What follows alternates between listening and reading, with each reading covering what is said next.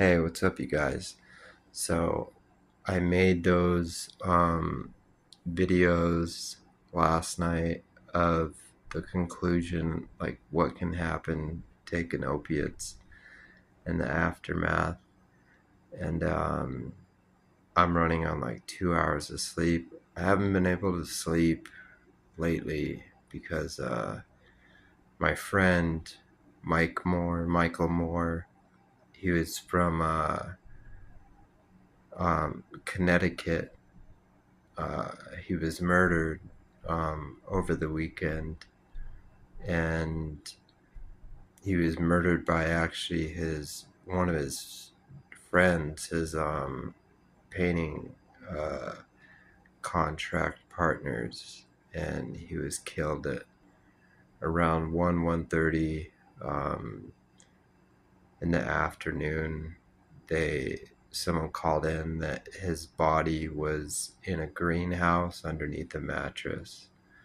And because the guy that killed him called one of his friends over and showed him the body, and then that guy called the cops and said there's a dead person, and they waited for the guy, and someone called him and told him his house was on fire, so he came back to the house, and then they arrested him. Um, and then the next day after that happened, I've never had this happen to me. I was just walking down the street, walking down to the store, and this guy walks up to me, shakes my hand, and then he walks past me, and then I could hear someone walking behind me, and I turned around. He's standing there with a knife. He pulled a knife out on me. He's like, "What do you got?" Basically, you know, what money you got on you, what you got on you, like, give it to me.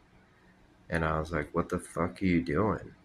And because I was just kind of in shock. I was like, "What the fuck?" And then, there was a cop that drove by because he did it right on the street, right on the main street, right in broad daylight.